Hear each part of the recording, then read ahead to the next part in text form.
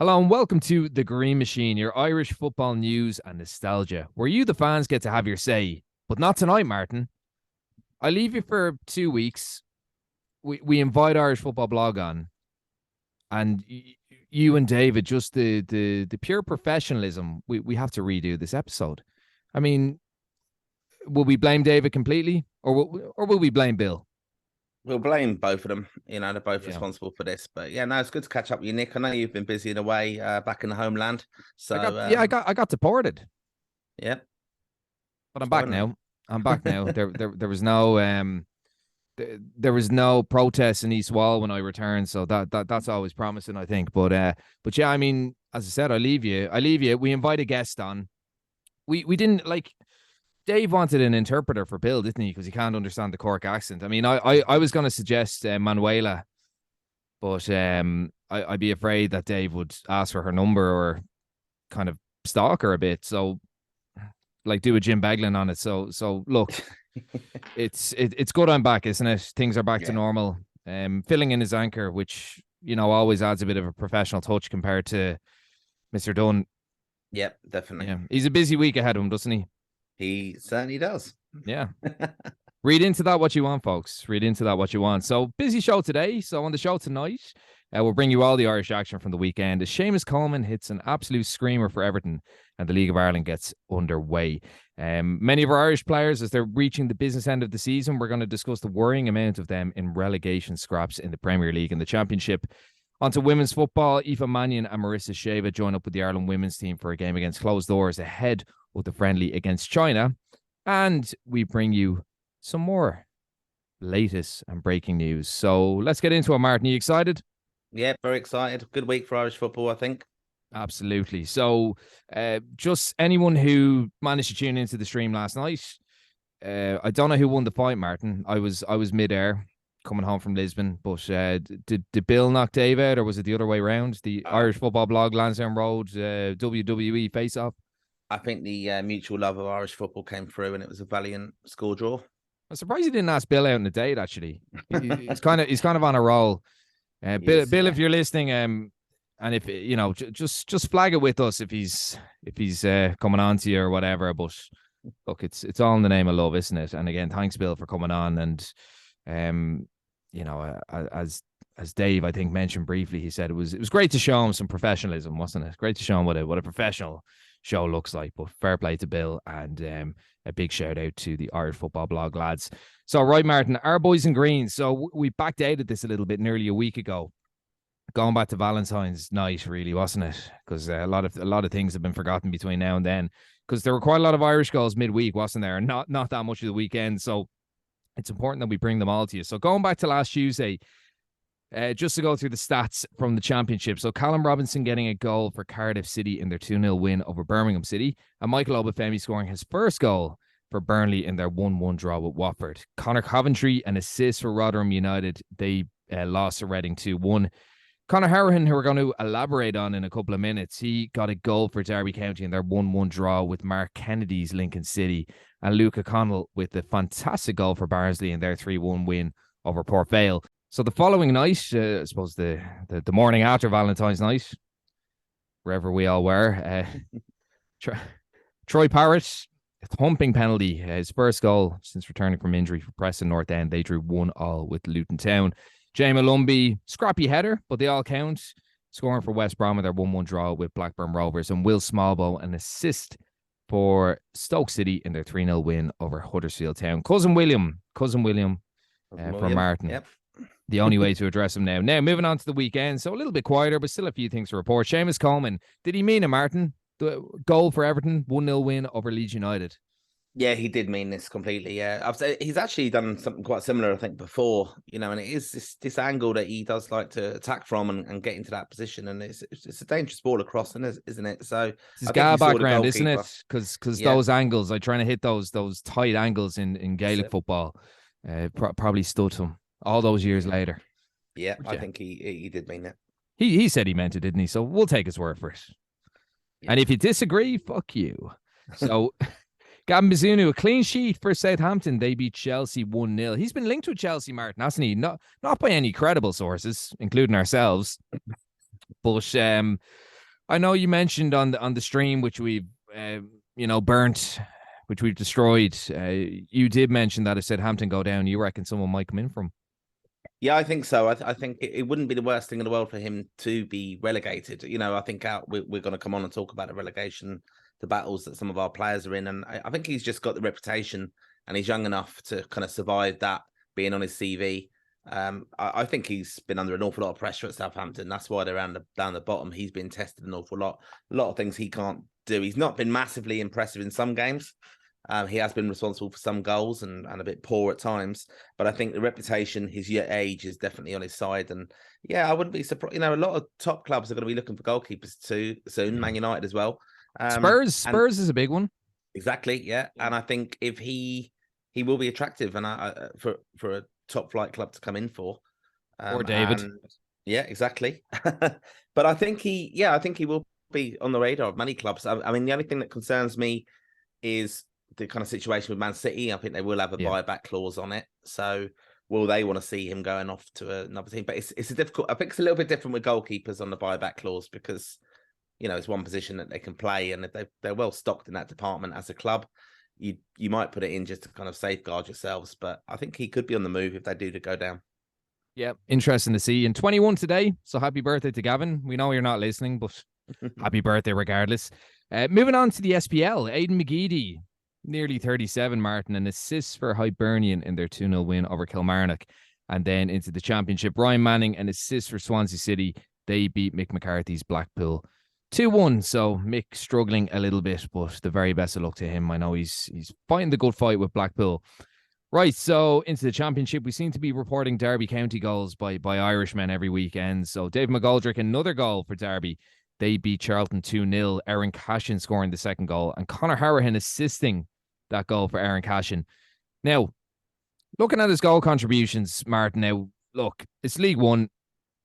We know how Conor Harahan fared against the Armenians, back in September, wasn't it? He has 7 goals and 8 assists this season, and there's only been 2 games in 2023 where he hasn't contributed to a goal, but he's really, really shown his creative quality, his goal scoring ability. Stephen Kenny said he would have been in the squad in November, didn't he? What would your stance be on Harahan? Is he probably, at a level that suits him? Or has he just got that bit of quality and it's really shining through now that he's getting a bit of consistent game time? I think he's at the level that suits him and he's able to kind of show off his qualities at that level. Any higher, I think he would struggle. I mean, he did do well at the level above, to be honest, in the Championship at times. Okay, in the Premier League. Like, Aston Villa fans loved him, didn't they? Yeah, he's just a bit of a kind of luxury player in a sense. He'll either have a really good game and he'll be creative and your team will win and he'll be involved in it. Or I think when the backs are against the walls, he's not the one. Then he's not going to stand out in your team. And I know that we've persevered with him for many years for Ireland, and he's he's always stood up and been available, and he's very honest. He's very good, media savvy. He's functional, isn't he? Like, I mean, he's captained so many clubs, hasn't he? Like, he captained Plymouth and Barnsley. I think he captained Villa a few times as well. And the thing with him is, like, he's very immobile. Like, he's an unbelievable left foot, doesn't he? Like, he's excellent from set pieces. He gets so many assists. I remember, like, when he first kind of came into the Ireland squad under Martin O'Neill. O'Neill used to play him as a number 10, like with 10 minutes to go. I remember him coming on against Serbia, I think. Do you remember in the World Cup qualifiers? I think when Kolarov scored that goal, and he literally just had him sitting at the edge of the box just to hit them, because he scores those goals from range. But he's a little bit immobile. He'll be in the squad in March, though, won't he? I think he will be. Yeah, I think he will, and I think he's one that though comes into the squad, and I think he's not going to rock the boat. He's not going to be demanding to be playing. I think he sees himself probably as a squad player. And his role perhaps is a little bit like Seamus, perhaps. Yeah. But just to kind of guide the lads along now. But he can have a calming influence when he comes on into games. But I wouldn't be starting him. I don't think he's one. No, he's not the one to unlock the door. Yeah, he hasn't got the legs. Like, technically, he's all right, isn't he? I mean, look, he is that little bit immobile, as I mentioned. But the thing with him is, like, if you have him sitting at the edge of the box at 10 minutes to go, like, he is one of those players that does get you goals from about 40, 50 yards out. 50, actually, no, that's a bit outrageous. 20 or 30, 40 or 50. That's like Stankovic, isn't it? Yeah. I mean, look, his set pieces are brilliant as well in his corners. They are very good. But I think where we found out Armenia, what you can't do is have him and Jeff Hendrick. You can't have the lack of legs in 2 or 3 of them on at the same time, but definitely worthy of a spot in the squad. But it's coming to the end of him with Ireland. Basically, this is his last campaign. It must be. Yeah, he's functional, I think, and that's probably the height of it, but definitely not a player to build a team around. Just one little stat left there. So Jack Taylor, Peterborough United, he's been in a couple of Ireland squads. He's scored for them in their 3-0 win over Morecambe. And of course, I think it's really important, Martin. We don't usually do it, and I suppose it's not out of any badness or lack of knowledge or anything. It's probably just because I'd be really biased. But the League of Ireland did return on Friday. And, again, really, really good attendances. Just to run through the results for anyone who wasn't really aware of them. And this is more for Bill, because Bill's Cork City played my Bows on Friday, and we beat them 2-1. We were kind of clinging on towards the end, but look, Bill, we'll take it all. But good to have Cork City back in the league. Dundalk, they drew 1-1 with UCD. Shelburne 0-0 with Drogheda United. Did you see the miss, Martin? I did. The Shelburne, yeah, incredible. Hard on the young lad, isn't it? But look, Dave from Irish Football Blog, he'll be delighted with that. He's a Drogheda United fan. St Patrick's Athletic, they drew 1-1 with Derry City, who are fairly fancy by a lot of people. They signed Ollie O'Neill last week, didn't they? And just a little mention as well from the first division. So Kerry playing their first ever competitive game against Cove Ramblers. They lost 2-0 in Mountauk. And just I suppose a result from yesterday as well. So Sligo Rovers and Shamrock Rovers drawing 1-1. Lucas Browning, actually, he scored for Sligo. Don't know if you've heard of him, Martin, but he's Swedish. He was kind of considered a bit of a wonder kid, in Sweden. He played for FC20, Steve McLaren's team, when Steve McLaren decided he was Dutch. Yeah. So he was he was kind of subject to a bit of an international tug of war when he was a teenager. And I suppose not that things didn't work out for him, but he's found himself in Sligo and scored a stunning goal against Shamrock Rovers very, very late in the game. So great to see him doing so well. Martin, as a Kilkenny City fan who are no longer in existence, we often talk about the importance of the League of Ireland. We had Ross McGuire from LOI TV on the show a couple of years ago. I suppose just to talk about the growth of the league. There were 30,000 fans in attendance across all the games at the weekend. It is something that's growing, Martin, isn't it? And it's something that seems to be in an upward trajectory. The infrastructure is always going to be an issue. Transfer fees and so on are always going to be an issue. But as I said, like I've mentioned there, Ollie O'Neill, excellent young player. Lucas Browning, who as I said, was considered something of a wonder kid. The league is improving, whether people like it or not. And how important is it at the moment for Irish football? Yeah, I think it's very important. I think we're lucky as well that we've got a manager, and even in Brian Kerr previously, the current manager is a fan of the League of Ireland. He's come through that.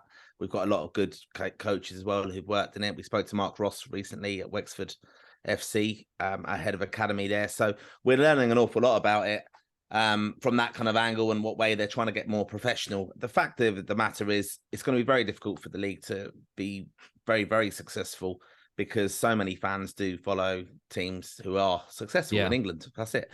But it's no harm in having a second team in your local team. I think one of the things Bill mentioned, which is, I think, is a fantastic initiative, is the League of Ireland Pass, €120. I think you get 400 games for that. I mean, that's a brilliant idea.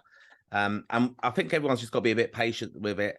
Give it a chance. I've got friends from Kerry who are, born in London like me, but they're very into, their Irish links with Kerry. They're probably got to be following their results now. So the interest is there. I think we've got to give it time. We need money and sponsorship into it. So we all have a part to play in promoting the game. We want to keep players in Ireland if the development and the coaching is of the level that's going to get them better. But there's actually no harm in some of them moving to England, but again, perhaps getting loaned back because it's across the water. It might help with actually the transition. Some clubs have probably looked at that already, dealing with homesickness. It is happening. I mean, look at Joe Hodge. I mean, I know he didn't play a game for Derry, but I mean, they like he was loaned out by Man City. So there are links there. It is a good learning curve. And I had to say, Martin, like, I mean, look, I've gone to Bows since I was about, 9 or 10, I'd say, maybe a little bit younger. And I'm someone, I know we do a football podcast, but I'm someone who's I wouldn't say I've fallen out of love with football, but there is something I resent about modern day football. The corporate aspect to it, the gangster aspect to it. There's just something that I'm really falling out of love with football. I'll always love football, but there is something that doesn't really have the same charm to it. The League of Ireland still has that charm. It still has that rusticness. It still has that, it still has that kind of feel to it that maybe the Premier League had maybe back in the 80s, maybe not the same standard, maybe not the same infrastructure, but it still has that same charm. And the standard of football has gotten so much better. It's a really lazy argument for people to say it's a shit league, it's a poor league. There's so many systems in place there to set it up for success. I mean, you spoke to Mark a couple of weeks ago. Excellent interview, can I say, Martin? That's on me blowing our own trumpets or anything, but it was so insightful and it was so knowledgeable. And anyone who's interested in coaching kids or just coaching in general, do give that a listen, because there were so many basic takeaways from that. But to have people like Mark involved in somewhere like Wexford Youths, and with so many good players like coming out of Ireland, look at how many players we have playing in the Premier League and the Championship that are so young. Like, we didn't have that in the last decade, and a lot of them did come from League of Ireland clubs, even at academy level. So they mightn't be making the break into senior level because they've gone to England before that. But there is quality there, and there are foundations there. The infrastructure is an issue. Like, if you have nicer stadiums, I think the public transport issue in Dublin anyway is definitely an issue as well. It's not that straightforward to get to a lot of grounds, but if people give it a chance, there is that charm. They can find their connection. I do feel, Martin, and I think you touched on this last night, but like, we do thrive off as Irish sports fans. We thrive off this whole tribal, I suppose, kind of rivalry, don't we? Like provincial rugby, inter-county football. It's parish based, it's county based. Where with association football, which I don't think I've ever called it that in my life, but it's clubs. It's a lot of teams from Dublin. I mean, look, if you're from kind of Phibsborough, you'll support Bows. If you're from Inchicore, you'll support Pats. So there is that kind of microcosm there. But like, if you're someone like myself from kind of North County Dublin, there's no League of Ireland clubs near me. There was Sporting Fingal, I wouldn't say I converted to them, but I did go to a few of their games when they were going. I knew a couple of lads playing for them. And obviously it was near enough to me. Like, it was only down the road in Santry. But like, if you're not near a club, there probably isn't that same affiliation that you have. Like, I was getting a taxi out to the airport last week, Martin, and the taxi driver was saying, I support Everton. He goes, who do you support? And I said, I support Bows. And he goes, yeah, but cross channel. First thing he said. So, it is a switch of mentality. If people can spend their money on whatever they want, and I would not bash anyone for supporting a English team. There's so many Irish connections to English teams, and there's so many Irish communities like yourself, Martin, in London, in Manchester, in Liverpool. There's so many Irish communities out there, and people have to kind of respect that. And people have to respect the fact that Irish players have attracted Irish fans to support certain clubs. Look at United in the 90s, look at Liverpool in the 80s, Leeds United as well. There's loads of my friends' dads support Leeds because of John Giles. Like, that's just kind of the way it is. So it is something that is on the upward trajectory, but the infrastructure does have to improve. There are subtle things that have to improve, but one of the things that's going to help that is if people get to the games and I suppose get those funds up. Yeah, without doubt, because I think what resonates there is, you're saying got to get to the games, because when you're watching it on the TV, if you're looking at an empty stadium, that's not going to attract people to watch it. It looks very sterile and, like the COVID matches behind closed doors, basically. We don't want to be reminded of that. No.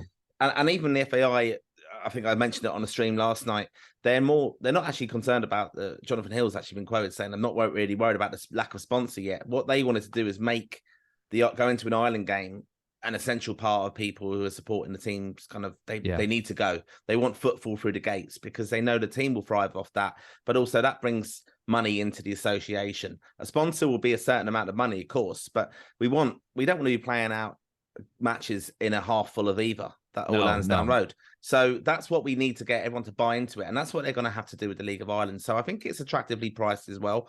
I think what I would say to everybody is getting that little bit pricier, which is no harm, but it's still getting that little bit pricier. But I think the product is there though. Like, people say, well, it's crap compared to Man United, but you're spending.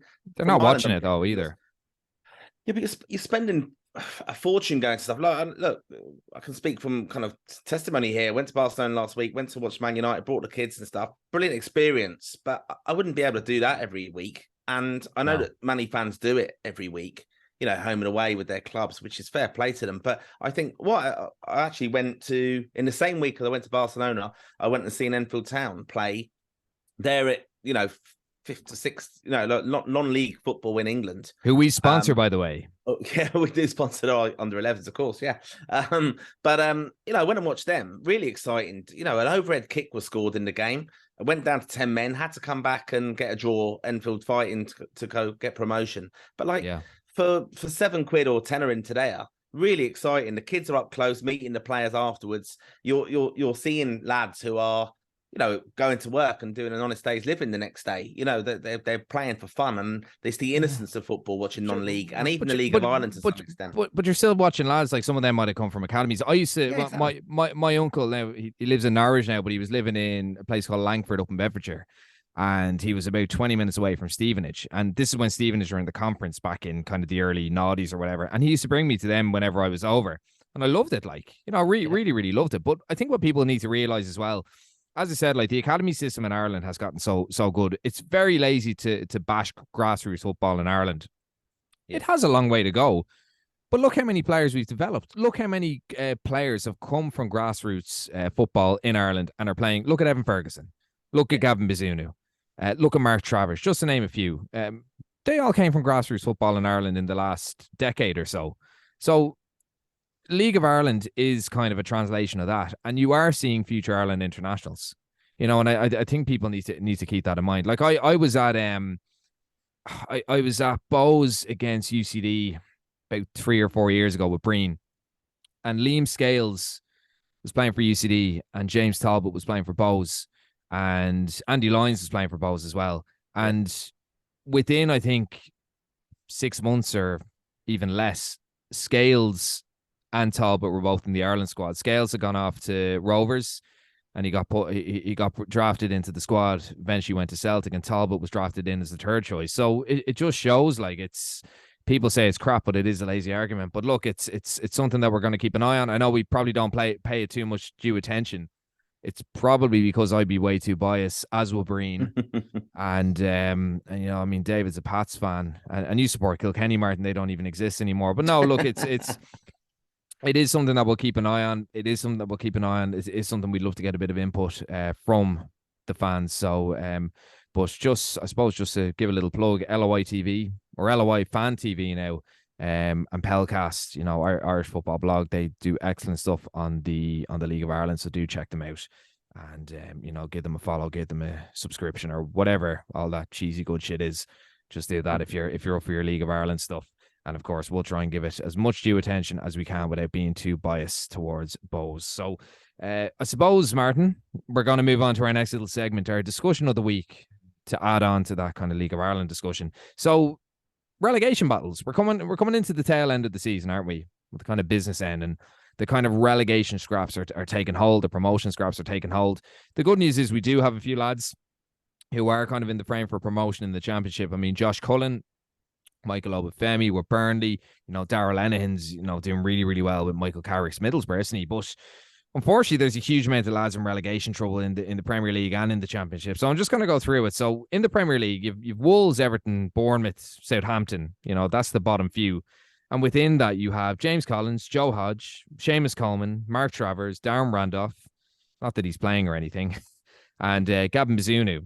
All lads, maybe bar Hodge, that are, in the senior setup. And then you've Tom Cannon, who's on loan at Preston from Everton. You've Gavin Kilkenny, who's on loan at Charlton from Bournemouth. So could be a situation where a number of lads go down to the Championship. And then in the Championship, relegation-wise, I mean, if you look at the bottom few again, you've QPR, Birmingham, Stoke, Cardiff, Rotherham, Blackpool and Wigan. A huge amount of lads there. Like you've Jimmy Dunn,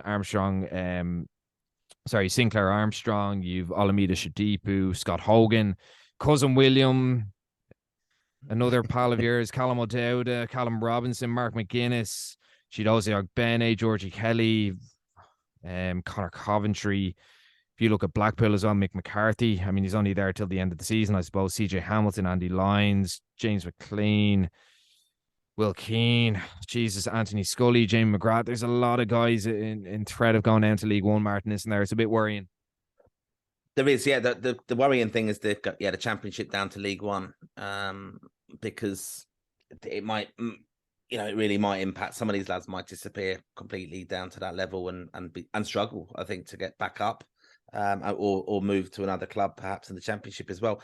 You got to remember, any of these clubs, it doesn't look good on a player's CV when they get relegated, and their next choice of club is very, very important. Then, if they do get a move or even a loan move, because if they then go to a team that also goes down again, it's just there for everyone to see. And some of these managers are very superstitious, and seeing relegations with like players they're signing and stuff, they wouldn't touch them.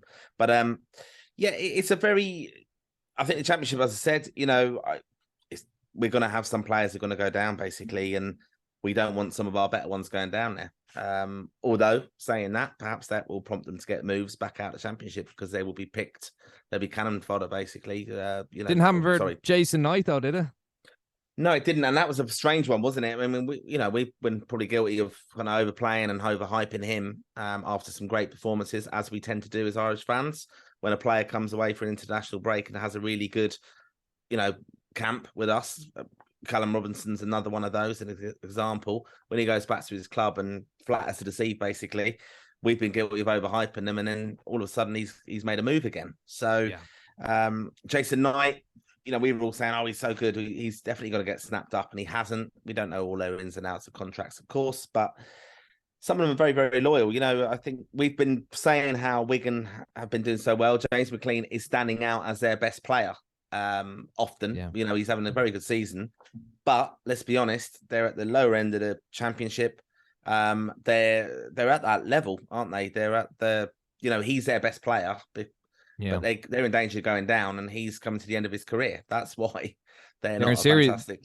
They're in serious trouble. Will Keane as well. I mean, Will Keane's a very natural goal scorer. He hasn't really done it for Ireland. I mean, he's one of those lads who, I suppose, as I said, natural goal scorer, but just hasn't really translated to the international game. But they are in trouble. So it's not ideal. And, promotion wise, as I said, like Michael Obafemi, he still kind of has to earn that permanent contract, hasn't he? And Josh Cullen as well. And I suppose John Egan, Kieran Clark, if he goes permanently to Sheffield United, and Stevens, they're older lads who are getting promoted. So it's always a worry.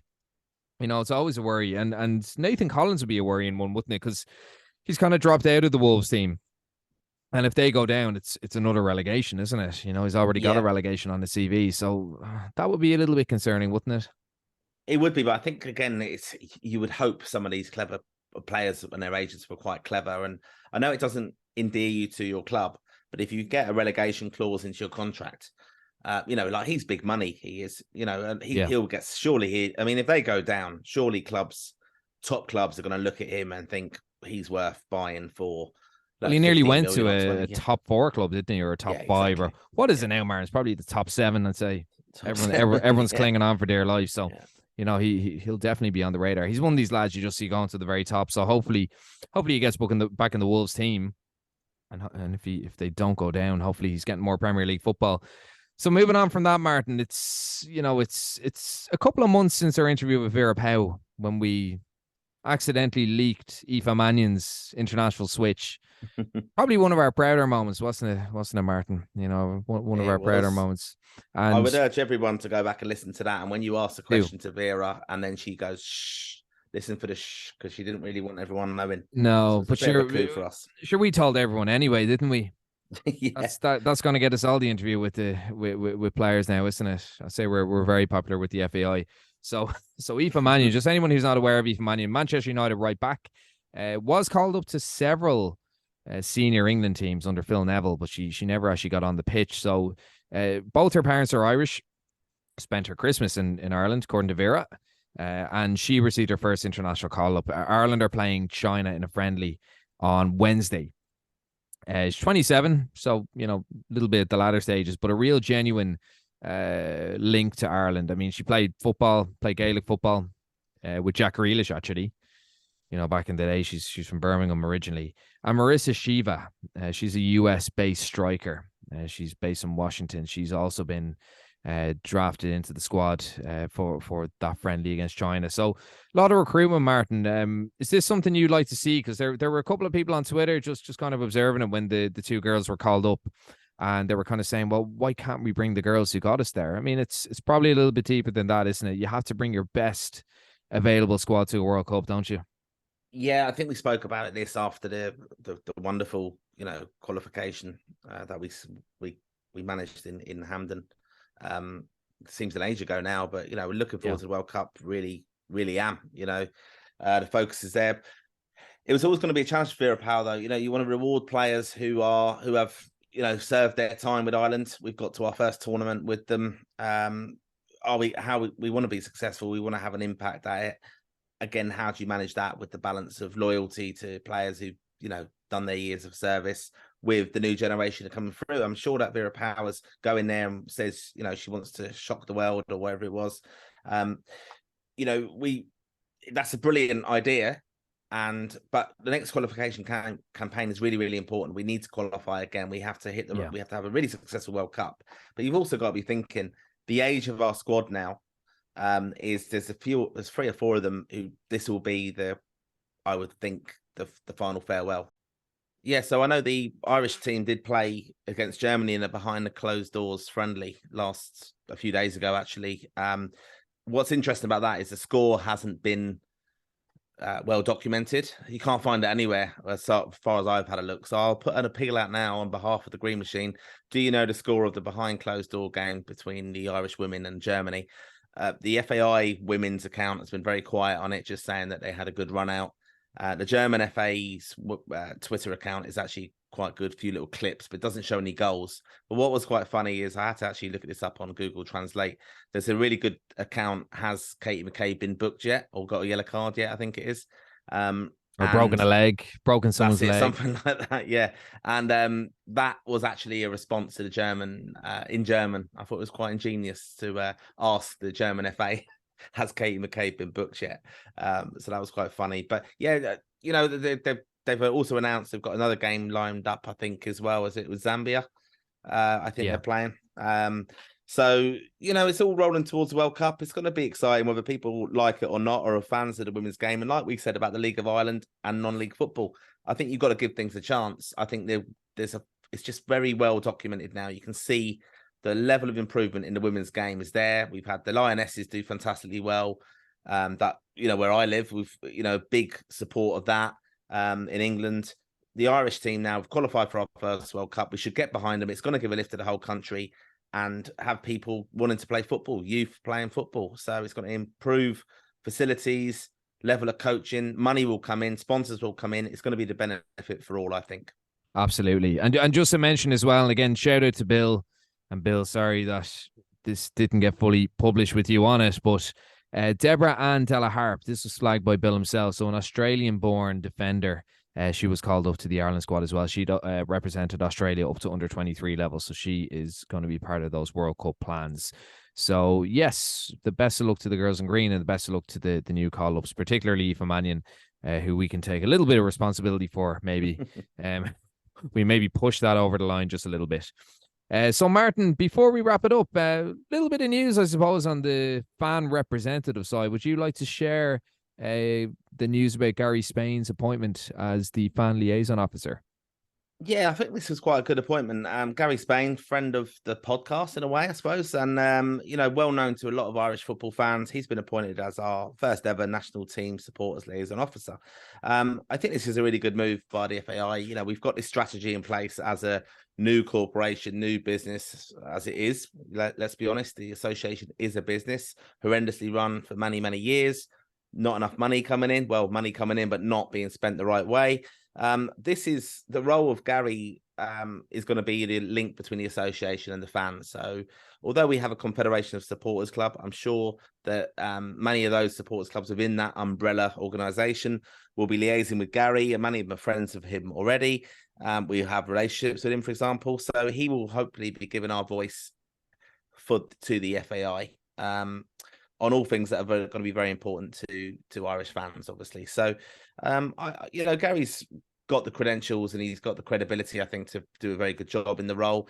I have kind of flagged up as well, though, as with all things Irish sport, you're going to have some people who will be totally against it, won't be supportive of him, would have fallen out with him over some trivial matter, maybe perhaps because he went to the World Cup or supports Treaty United. But I think it's a really good initiative by the FAI to lots of other associations around the world. They do have this already in place. So it's a voluntary role. I think you do get some kind of compensation, of course, for your time and things. But Gary is well respected, been at many, many matches, tournaments, very familiar on our travels.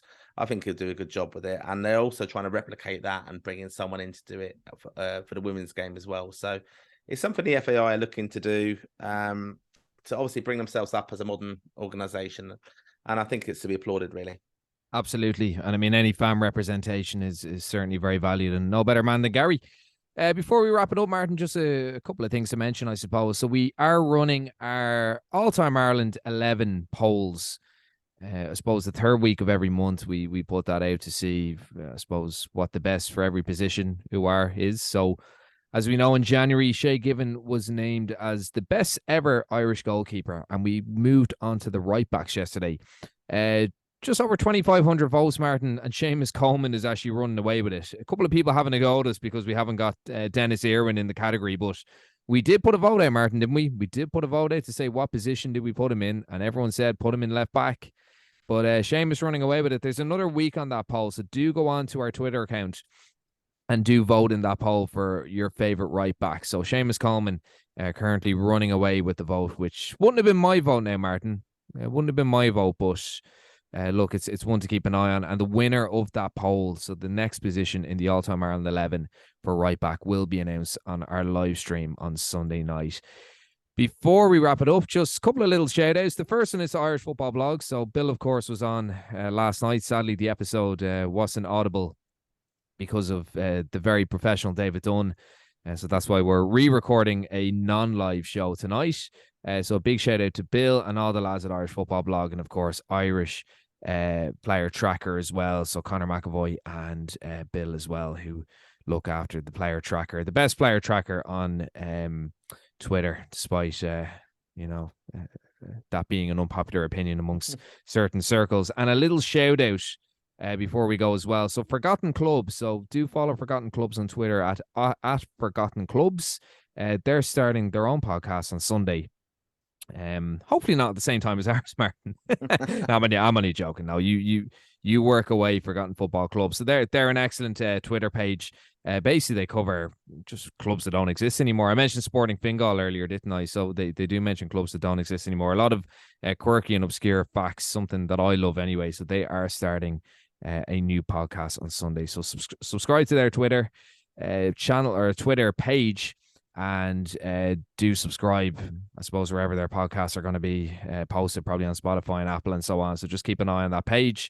And again, if you're into anything obscure with football like myself, do check that out. So we are going to leave it there. So be sure to subscribe to our YouTube channel and wherever you get your podcasts. If you are listening on Spotify or Apple and you haven't subscribed to us, please hit that subscribe button. It does do us the world of good. And of course, do follow us on Twitter and Instagram, and give us a like on Facebook. All of that information is in our bio. So Martin, thank you very much. We will be back for this day back in the week, or this week back in the day later in the week with David and Martin, and we will be back for our live stream on Sunday night at 9:30, where you'll all be delighted to hear that I will be back to put manners on David. So until then, all the best and take care.